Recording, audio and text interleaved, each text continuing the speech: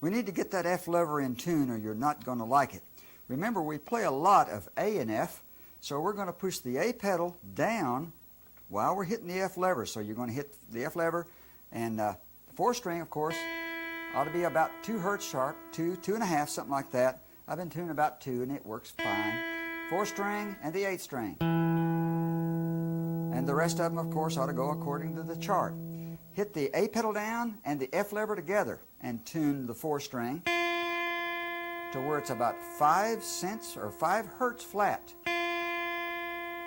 It's a long ways, isn't it? A long ways to the left. The 8th string, I'd use a harmonic. It lasts a little longer. You can hit it open, but it wavers sometime. If you'll just touch the string on the 12th fret and then touch it with your finger and pick it, you'll get a better sound out of the harmonic. It depends on how your guitar bends. That's why we push the A pedal down, so that we make up for how much the guitar bends. So the 4th string ought to be 5 hertz flat or thereabout. If you don't press as hard, it won't come back as far. If I push hard on my A pedal, you'll see it bend. However you normally play, that's the way you want to tune it. So you ought to get, when you do that with A and F down, it'll be a nice sound. So make sure you tune that F lever way flat.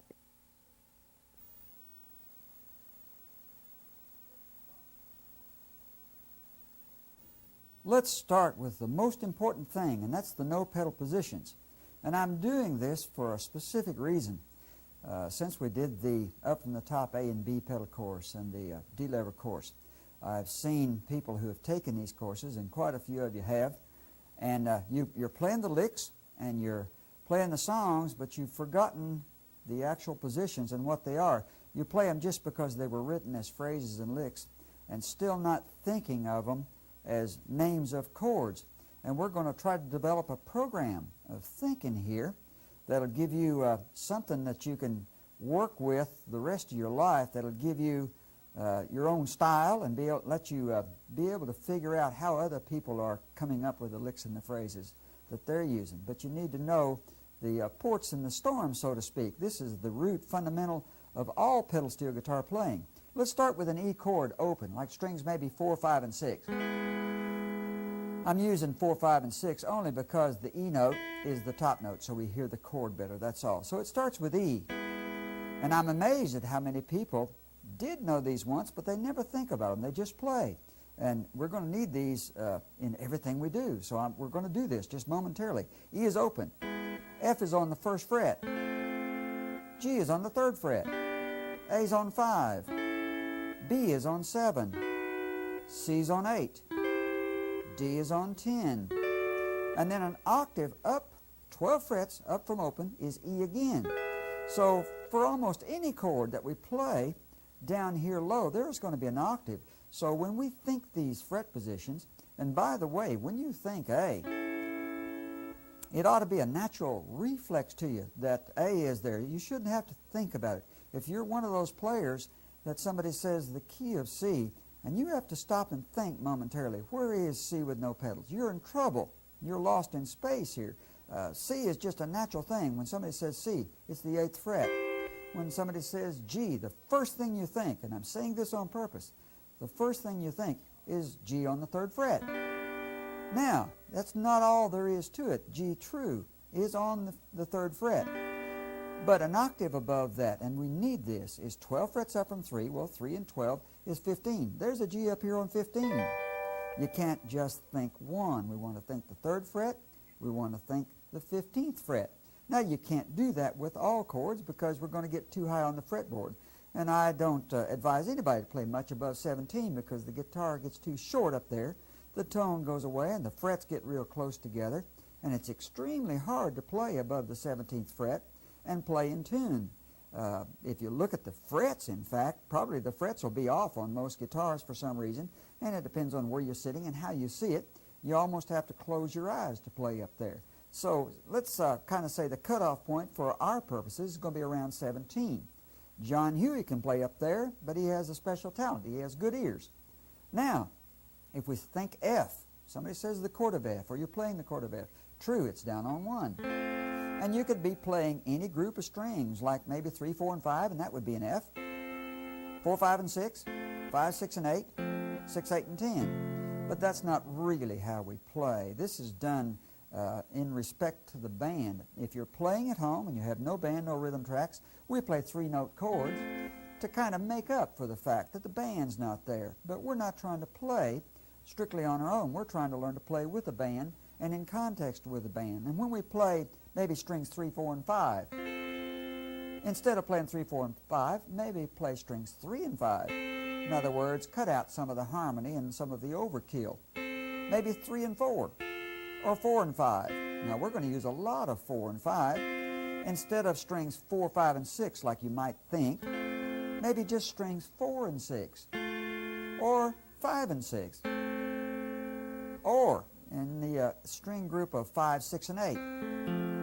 If you're one of those guys that's used to playing 3-note chords there, let's regroup. Let's think like a professional. Instead of 5, 6, and 8, let's leave the middle one out and just play strings 5 and 8. And in this course, since we're really dealing with the F lever and the D lever, and we're going to deal with both, we're going to put it all together. The F lever is going to raise the 8th string. The D lever is going to lower it. So we're going to play a lot of strings 5 and 8 because that's what's affected. We're going to play a lot of strings 4 and 5. We're going to be going up, we're going to be going down. So strings 4 and 5 are going to be big players here. Strings 5 and 8 are going to be big players. You might play strings 6 and 10 on an occasion, but don't use the middle one, just 6 and 10 instead of adding that 8th string in there. So we have two definite goals before we go anywhere, before we go any farther in this course. And a lot of you will say, oh shucks, I know all those positions.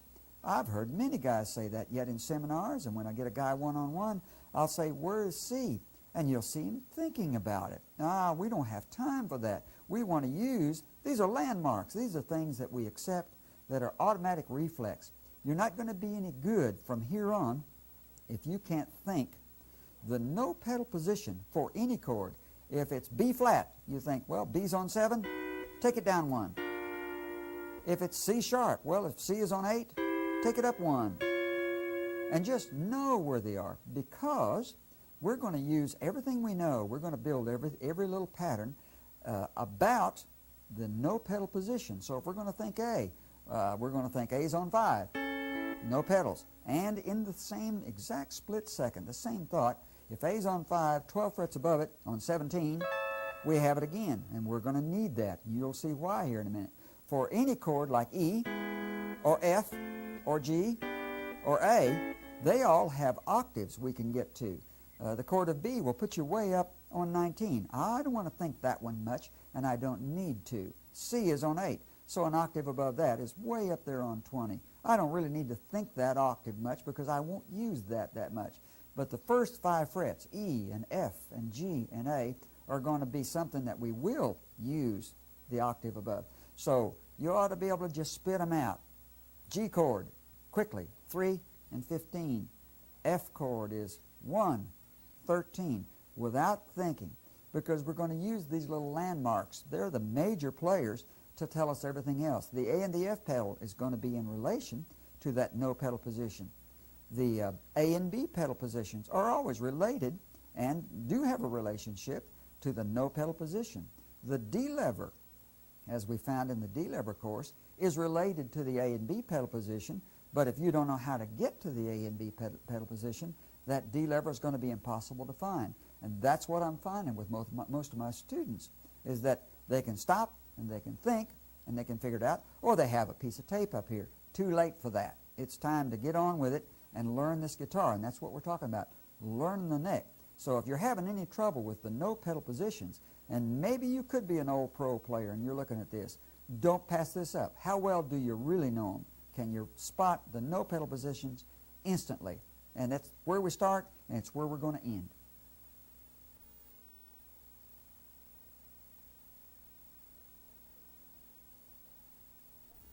Let's take those same pedal down or pedal up positions, and let's find the pedal down positions from that. It's a relationship, and it teaches us how to think, and that's the point of this. If C is on 8, let's get on strings 5 and 8 for a moment, maybe 5, 6, and 8, so you can hear the whole chord. not to be played with the band, just for the sake of demonstration. If C is on the 8th fret with no pedals, then we can go down or to the left 5 frets from 8 down to 3 and hit the A and B pedals. Now that would work with any string group, and that's a little practice you might want to work at, just making that slide from the no pedal position, 5 below we call it. So this is, we might call this the no pedal or the A and B pedal pocket. It's two that we relate. Starting right here from now on, when you think the chord of C, the first thing you think is 8. The very same thought says if C is on 8, then 5 down with the pedals gives us C again. For any chord, any time, that's the process right there. No pedal position, which is why I said you got to know your no pedal positions, because you want to think no pedal and down 5.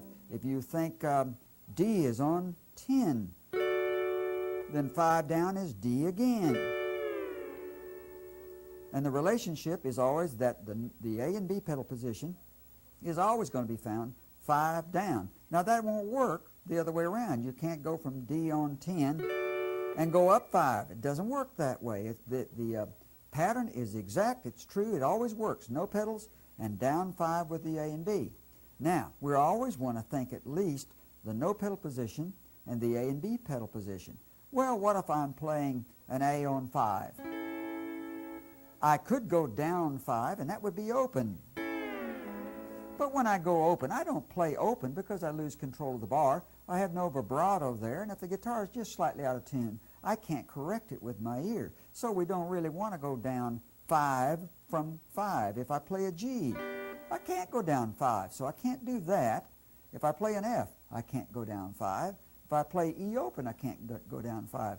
But there are octaves, so if I'm thinking A is on 5, in the same instant I think, oh, A is on 17 as well. I just learned that from the first little part there. Now I can go down 5 from 17, and that puts me on 12. So, in my mind, when I'm thinking, and someone says the key of A, the first thing is to think 5. The very next thing, 17. The very next thing is, where is that A and B pedal spot? Oh, it's 5 down with the A and B pedal. That's the process. But I don't really do that. I've been playing long enough, and it's not all that hard. You might be a 2-week student.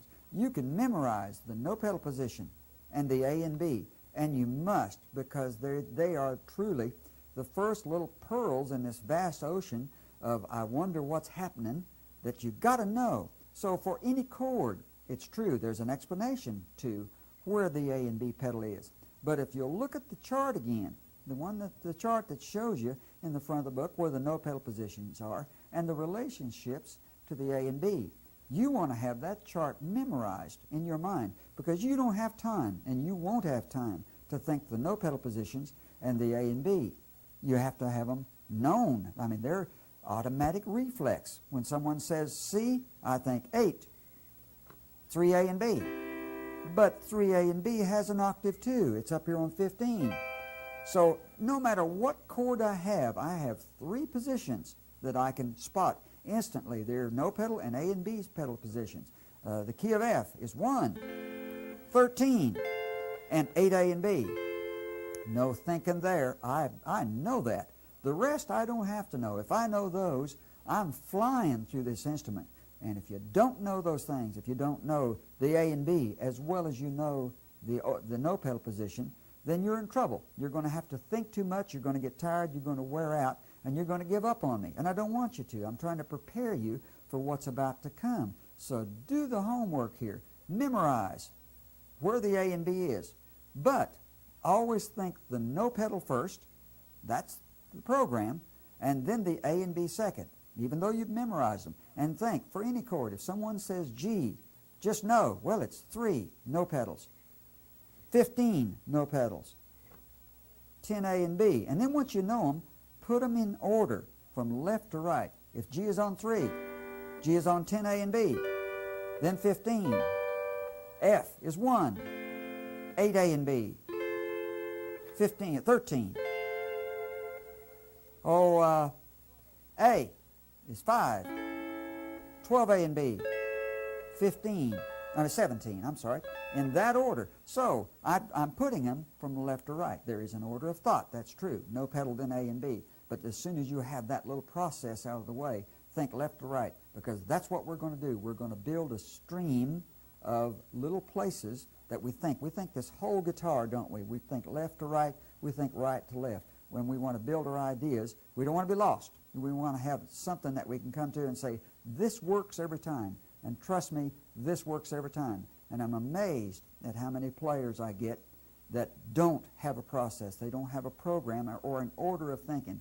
And this is the order. There are no pedal, A and B, and no pedals. Or there's A and B, no pedal, and A and B. But for every 17 frets, there's at least 3 of those, sometimes 4, depending on which one it is. So get your thoughts together. Go back and study. This I can't do for you. I can't put this in your head. I can show you where they are, but you're the one that has to do the homework and do the memorizing. And you'll find out it makes everything from here on very easy.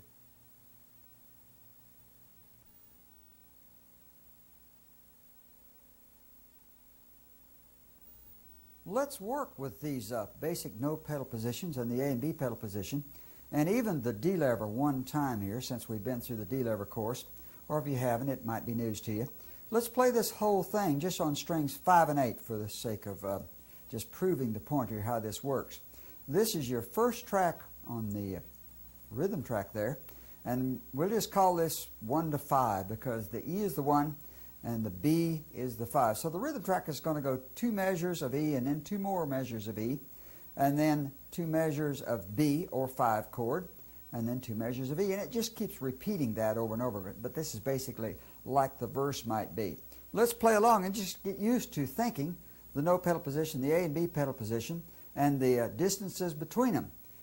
Even some of the old pros need to do this because I've still found a lot of students that still cannot segment a song into 4 beats measures like this.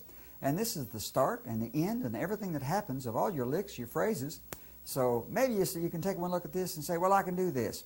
I don't know. I've yet to have a student on top of the hill or in a classroom who could just jump right in there and do it well. You can play steel guitar rag, but you have trouble regimenting how you think and what you do. So let's do it along with the rhythm track. And basically, here's what's going on. Starting with the 1 right here. And go.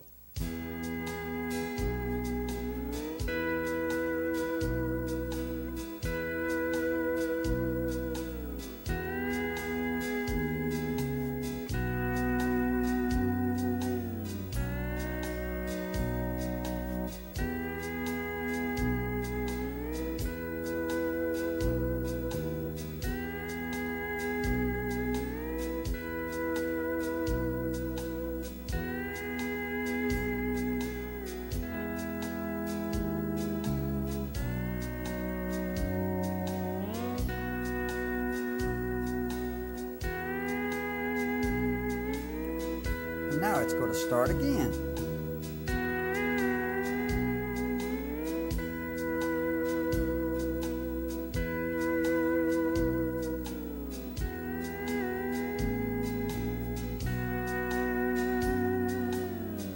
Don't play any more, don't play any less. Just play the chords and let them ring.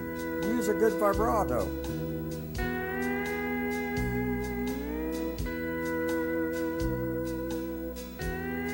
Have an A and B pedal, let's have a squeeze. You can slide between them, squeeze the pedal. Let's squeeze the pedal, the A pedal in particular. And now it'll start all over from the top. Squeeze, maybe slide. Pick it again. Slide down and squeeze. Slide here and squeeze the pedal. Squeeze the pedal. Maybe slide up. It starts sounding like phrases.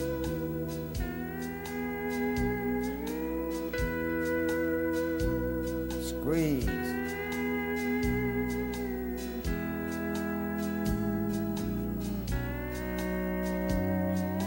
And slide. And squeeze.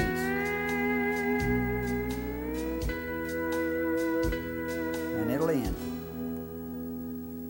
That looks like such a simple little exercise, but when you finally do the thing, you find out you want to play more and you have a lot of bad technique.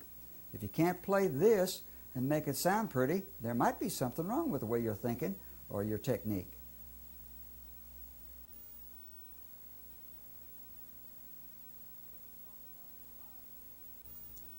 Let's talk about the 5 chord, or the B, for a minute.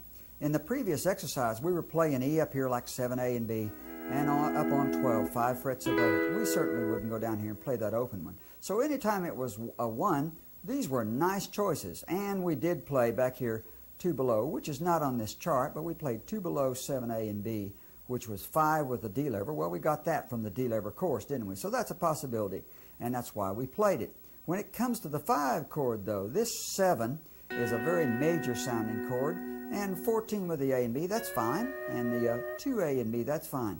But when we think 7, let's don't play that. That's very major sounding, especially if you're playing on strings 5 and 8. If we drop back 2 frets and get to the 5A, that's 2 frets to the left of a no pedal position. We hit the A pedal. And true, it's going to sound like a minor chord if we play a 3-note chord. But we're not talking about that, but even if we did, it wouldn't matter. But 5A right there is a B7th chord. All we're doing is keeping the same top string. When we drop back from 7 and hit the A pedal, we're raising the 5th string back to the same note as we had on 7. But we're taking the 8th string and dropping it down a whole tone. So that's making 5A the B7th. Well, when we're playing along in any song, how many songs have a 5 chord in them? I would say all of them. For heaven's sakes, I can't think of very many songs that don't have a 1 and then a 5. Well, the 5/7 is supposed to be a 7th chord. Here's a perfectly good one. This 5A is the one we want to play and try to think of instead of that 7, because 7 is a bit raw. It's a bit non-musical, where 5A is a much better choice. So let's get the thoughts in order. 1's up here, and 7A and B and 12 are fine. 5's as 7, that's an occasional thing, but every time you think that one, think this one. And I'm saying this for a reason. I've been teaching one-on-one for years now and watching in seminars, and the first thing you ever learn is 7. And that's hard to get out of your system, and not that it's bad, it's just that there's a better choice. And every time you think of 7, you want this little light to go off and say, don't play that, play this. You'll get very much the same notes, but better notes. They taste better is what it is. And if you want to go on down to 2A and B, that's fine. It makes it an easier choice to get from 5A down to 2A and B. From 5A up to 14 is not such a quick thing, not so easy, but still it's there. So let's play along with the track, and every time it comes to a 5, let's use a 5A as much as we can.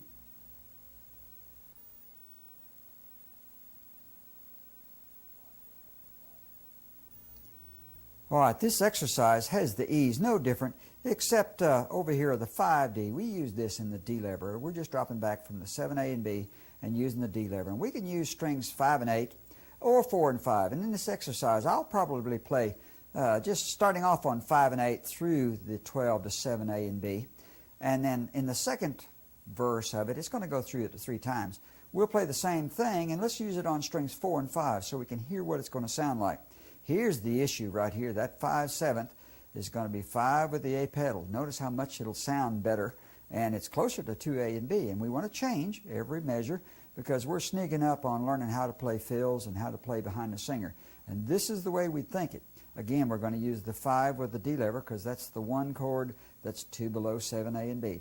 Same thing. The E's are going to be the basic positions, then the 5D one more time. And the 1s are all going to be very familiar to you. Again, in the last line, when it goes to the 5 chord or B7th, there's that 5A, and it's close to that to it. Makes a pretty good melody here. Let's play along with it.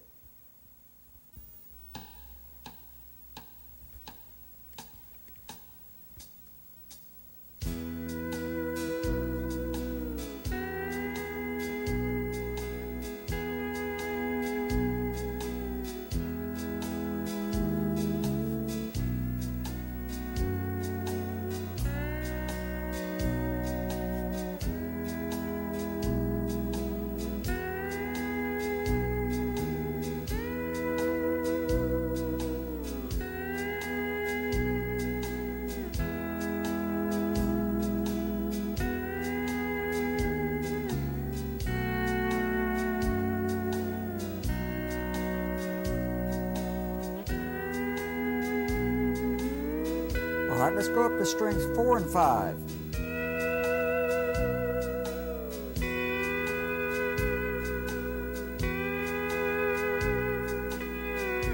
Keep a good vibrato going in there. Make this sound beautiful.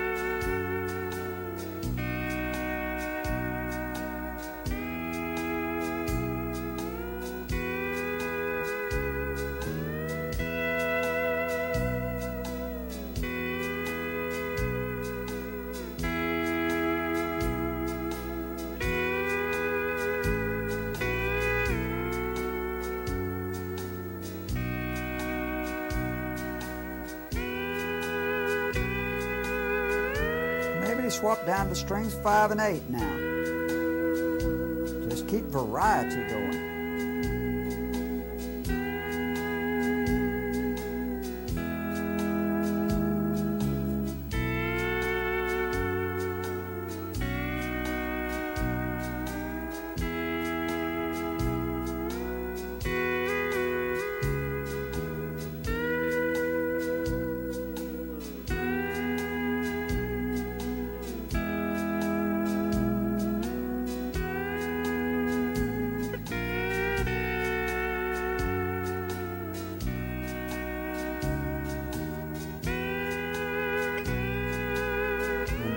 Coming, maybe end here.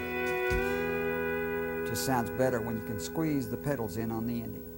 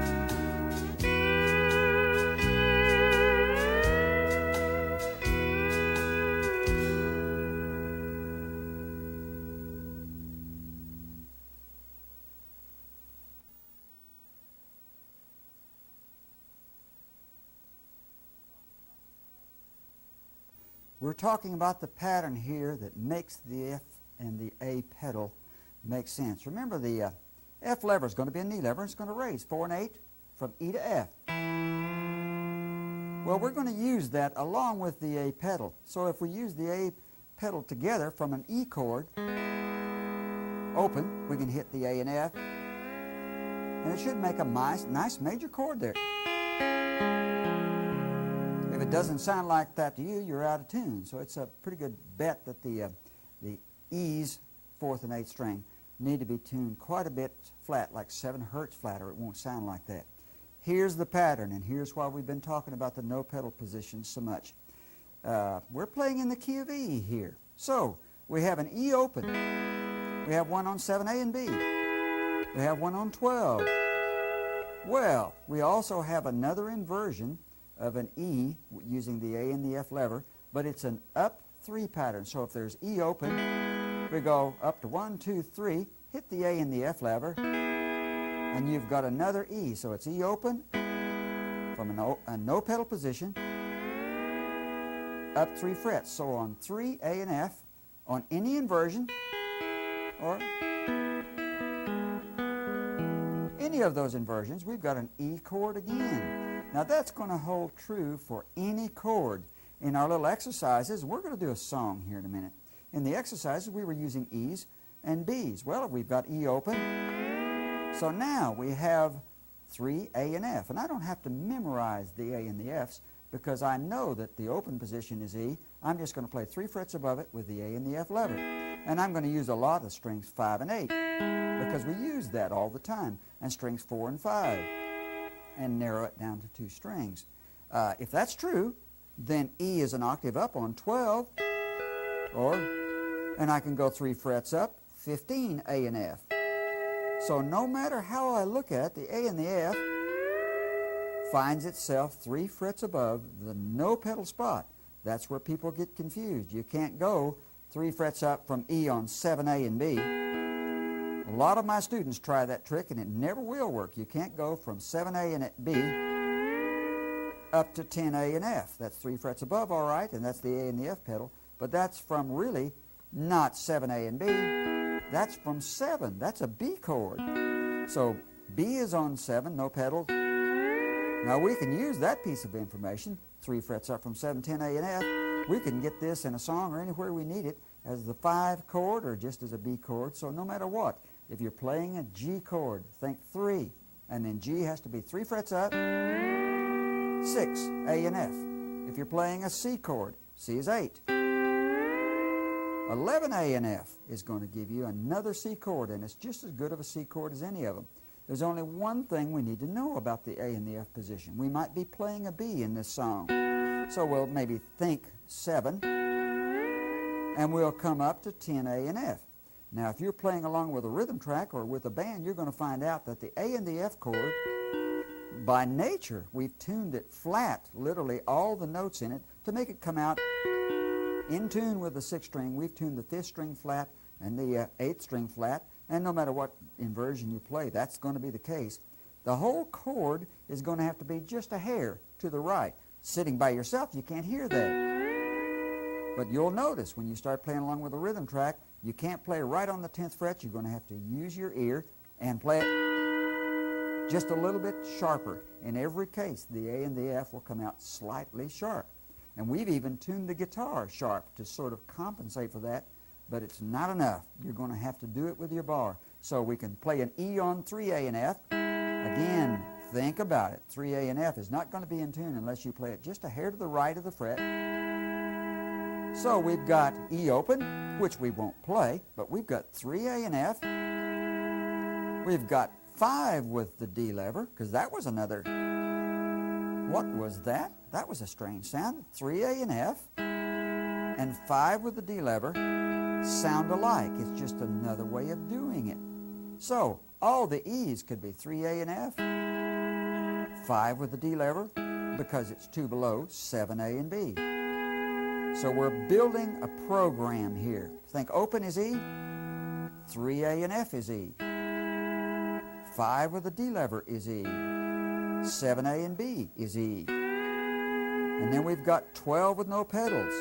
And we can go on. If 12 is no pedals, then 3 frets up, 15 A and F. And then 17 is an octave of 5. So 17 with the D lever. Look at all the E's or the 1 chords we have. Now we've got open, 3AF, 5D, 7A and B, 12, 15A and F, 17D. Now that's quite a lot. I'm asking you to learn to spot those. There again, I'm not asking you to memorize them. You can think them. I ask you to memorize the open E so you could find 3A and F. I ask you to memorize 7 A and B, so you could drop back 2 with the D lever. That's out of the D lever course. So we're taking 2 knowns, the open pedal and the A and B pedal, and getting the other 2, or the other inversions, the A and the F, by going up 3, the D lever by going down 2. And then I'm saying, we don't play just part of the neck. Let's play everything from 0 all the way up to 17. So where are all those E's? If you're not sure where these are, you need to stop right here, get a picture in your head. This is a map. It's a star map of everything you'll ever want to play, and where to start your licks, where the chords are, where the phrases are going to be. In our little song, we're going to take Blue Eyes Crying in the Rain here in a minute. And Blue Eyes Crying in the Rain, I picked it because it's in the key of E, and it has 3 simple chords in it. And most songs in the key of E will have at least E in them, A, and B. Well, all these inversions happen. Let's talk about the main part of the verse, let's say, of Blue Eyes Crying in the Rain. It's exactly like track 1, by the way. That's why I did that track. It starts off in E and does 4 measures of E. So we can use 3A and F, or 5 D lever, or 5A and B, or 12, or 15A and F. And we can kind of drift between those, and it'll be great stuff behind this singer. And then it goes back to the 5 chord. Well, that's a B chord. Let's have a look at it. It first could be B on 7. And if that's true, B's on 7 with no pedals, then we can think up 3 frets, 10 with the A and the F. There's that spot. So we've got a new thing to think about. 5 chord could be 7 or back to 5A. There's B7. But we also have a new one, 10A and F. So when it goes to the 5 chord, we have choices from left to right, doing this on purpose, 2A and B, 5A, the 5/7. 7, not a great choice, but it's there. It's a good thought. 10A and F. And then if we've got 2A and B, and we can go back 2 frets and hit the D lever, I'd never do that, but I can do it from 14, which is the octave of 2A and B. So 14A and B is a 5 chord, and I can go 2 below with the D lever. So look at all the 5 chords I've got from left to right. 2A and B, 5A, 7 no pedals, 10 A and F, 12 with the D lever, and then 14 A and B, and my goodness, up on 17A with just the 5, well, same as 5A, 17A is another 5/7. It's just a barrage of 5 chords. 2, 5A, 7, 10A and F, 12D, 14A and B, and 17A. The plot thickens real fast, doesn't it? And I want to be able to think all of these. We're talking about a song with just 2 chords in it. But it's a matter of learning to think like a professional steel player. We keep track of all these because you may need any one of these positions to either start a phrase. We're not just talking chords here. We're talking about how we play and how we plot our course. This is a string of pearls. They're all beacons in the night that tell you where the safety points are, and how you can play these and how you do play these is your style. My goodness. You can play high, you can play in the middle, you can play low. The whole idea is, can you see all of these? When you think E, can you think all of the E's? E, open, 3A and F, 5D, 7A and B, 12, 15A and F, 17D. Look out. The song is changing to a 5 chord or a B. 2A and B, 5A, 7 with no pedals, 10A and F, 12 with the D lever, 14A and B, 17A. Now there's a mouthful, and yet we're not done. We're talking about playing in a song that has 3 chords. Real tough, isn't it? How many songs do you know that doesn't have 3 chords? Blue Eyes Crying in the Rain has an A chord. It goes to the A in the chorus. Well, look at what happens to A. Well, A is open, A and B, but I wouldn't play it. We're out of control there. But we can play A on 5, and if A is there, I can go 3 frets up, A and F. 8 A and F is now an A. Again, I don't have to memorize 8, A, and F. I know it's there because I know where 5 is, and I've always known where it is. I made myself learn it so I could do that right there. And then if that's true, then A is on 12, A and B, and I can drop 2 below, 10 with the D lever.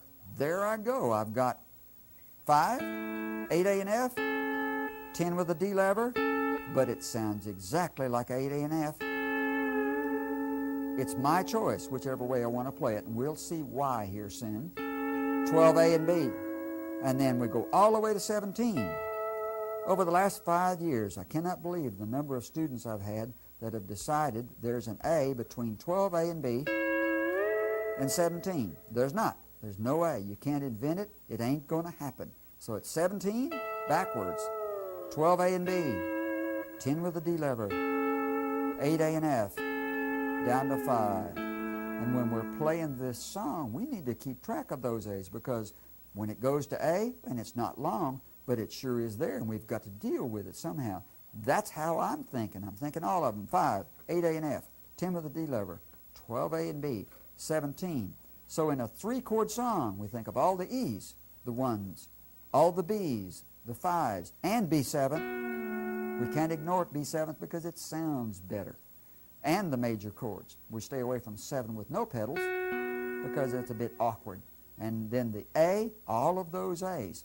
So you have a decision to make here. Do you want to rush ahead and make no sense of what's about to follow, or do you want to stop, look at the charts? We've got the play plans there that show you all the E's and all the B's and all the A's.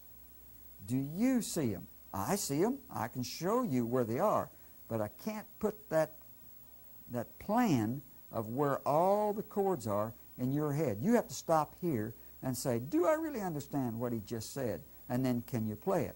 We're going to come back here in a minute, and we're going to take Blue Eyes Crying in the Rain and use these positions the way a real professional steel guitar player looks at it, sees it, and plays it.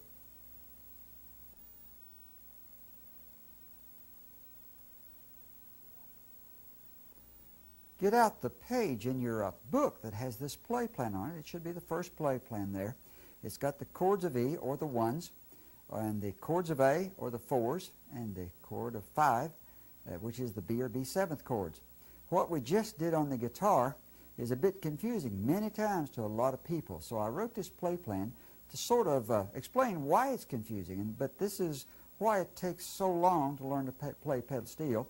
It's also why so many people just get so confused and disgusted they go back to just playing their little licks on 1 fret. But this is the way the big dogs are thinking, and this is the way they're playing. Take the play plan there and look at that. Look at all the E chords and have a look at the actual hard copy of it, and notice all the ones. And notice I'm telling you which ones sound alike. When you play these two, make note of that.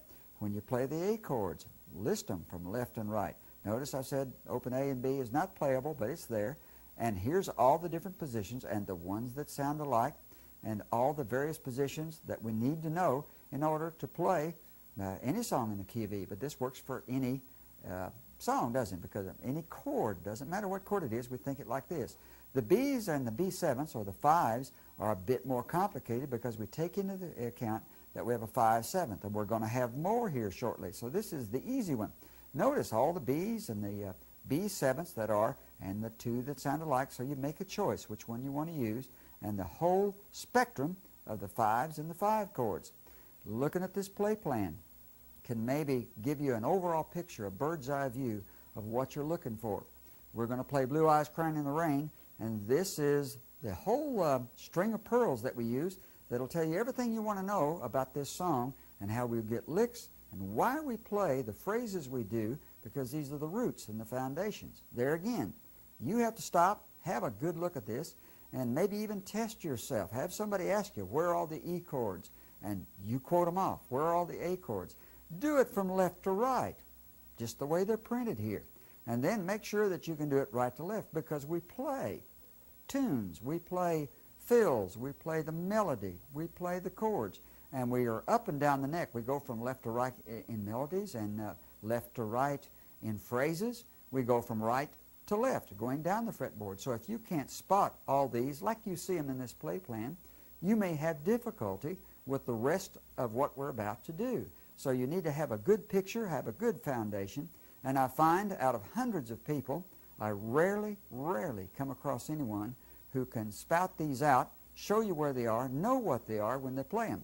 A lot of people play them. You may recognize a lot of what you've played in the past, but you didn't think of them as actually being chords. They have names, they have positions, and you want to know because nothing makes sense if you don't. So this is survival itself. Make sure you can spout them out. Have somebody say A. Where are all those A's, left or right? The next time they say A, name them right to left and tell them you're going to do it from 17 down and get them just exactly right, in order. They all have a reason for being. If you've paid attention up to now, you can figure it out. You don't have to memorize it, but you can certainly think it. This is the way to go. Take your time, stop right here, and make sure you can do this.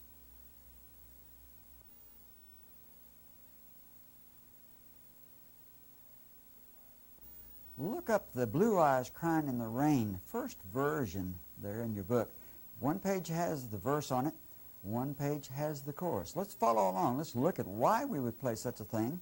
I'm going to play on strings 5 and 8 because that's a great way to play it because it's a nice vocal backup sound. We might play it on strings 5 and 8 one time through, and then on strings 4 and 5 because they're both the same notes. So I'll probably start with strings 5 and 8, and let's just demonstrate the tune in 5 and 8. Blue Eyes Crying in the Rain, the verse goes 4 measures of 1, so we'll start on 12, and go to that up 3 spot there, 15 A and F. This will be 4 beats at a time, and then back to 12. You want to change every 4 beats, down to 7 A and B, and squeeze that A pedal. Make it sound like Blue Eyes Crying. And then the 5 chord, the second line, is the 7. And then up to 10 A and F, there's that up 3, pocket again. And then the 1 chord is 12. And then down to 7 A and B. Every time you've got an A pedal, let's squeeze that thing. The third line starts on 3 A and F. Truly, up 3 from E. That's E again. Up to 7 A and B. All the way up to 12. Up to 15 A and F, up 3. And then to 14 A and B. Down to 10 A and F. Now you have a choice here. We know better. We know you can go 14 A and B. Back to 12 with the D lever, and it's the same sound. In fact, it's a little closer. But we're trying to learn how to spot and use the A and the F, so let's use 14 A and B. Down to 10 A and F. Maybe squeeze the A pedal there to 12 with no pedal. Down to 7 A and B. So we've plotted our course here. We've used the stream of notes that we know are the right chords for the 1 and the 5, and we're just linking them together. Let's go to the next page, which is the chorus. It goes to a 4. So let's go back to A on 5. Here we go, the up 3 to A and F. On up to 12 A and B, squeeze the pedal. Back to 8 A and F. And then to 7 A and B for the 1, second line now. Here comes that D lever because it's close. But where else could you go besides 5D? Well, you could go 2 below and hit 3 A and F. Get the same sound, and I might do that because the very next chord is a 5. 2 A and B. Up to 5A. Here's our 5/7. And then third line starts with a 1. 3 A and F. 7 A and B. 12 with no pedal. 15 A and F. Here comes that nice 14 A and B. That's a 5 chord, isn't it? The last line starts with a 5 chord, and really, we're on 15 A and F. So we could, since 5A, we've already demonstrated that 5A could be a 5/7. Couldn't 17A be that too? We're on 15 with 15 A and F. We could, instead of playing 14 A and B, go up to 17 A and F, and then down to 14 A and B for those 2 5s. But again, as written, it's 14 A and B. Back to 10 A and F, or 12D. Back to the 1, which is a 12, to 7 A and B. Now, this tune is going to start off, and Bob Browning's going to be singing here, and it's 2 verses through with no tag. So you're going to hear a little 2-measure vamp. We won't even play on the vamp. Let the band have that. That's like the record did it. And we'll come in there with Bob when he starts singing. So it'll be a 1, 2, 3, 4, and you'll hear the band just play 2 measures, nothing happening but just rhythm, and then we'll pick it up with Bob. We'll probably play the first verse and chorus on strings 5 and 8, and then we'll play maybe the next verse and chorus on strings 4 and 5 to get used to how they sound. Here we go. Stay out of it. And now we start. In the twilight glow I see Every 4 beats. Second line. blue eyes crying in the rain. Third line. As we kissed goodbye and parted, Last line. I knew we'd never meet again. Here comes the chorus. Next page, the 4 chord. Love is like a dying ember. Second line. Only memories remain. That's at 5/7. Pretty. Third line. The ages I'll remember. Last line. Blue eyes crying in the rain. Up to strings 4 and 5. Now my hair has turned to silver. Line 2. All my life I've loved in vain. Line 3. And through the ages I'll remember. And the last line. Blue eyes crying in the rain. Here comes the chorus. Someday we meet another. Line 2. We'll stroll hand in hand again. Line 3. In a land that knows no parting. Last line. Blue eyes crying Here comes the in ending. the rain.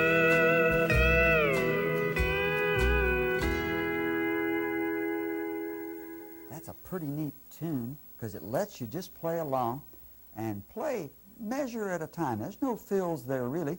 And if you were to play with Bob Browning in a band or on a record like this, if you did no more than this right here, my goodness, how pretty it would be. There's not even a lick there.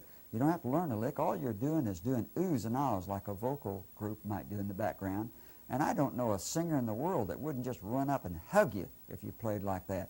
Put nice vibratos in each one of those. Notice where the slides were, where the squeezes were. There's a lot of technique in this. A lot of thinking too. We had to play all the 1s, all the 4s, all the 5s. But this is the way we build our style and start building our phrases. We have to see and think just like this. Try to play this tune, try to get where you can play it, and not have to read them. See if you can remember where these things are. Build, not necessarily one exactly like this, but build your own form of chord progressions like this and play through this song. My goodness, if I played this song a dozen times, I might play it totally different every time than what we just did it here. But this was a general idea.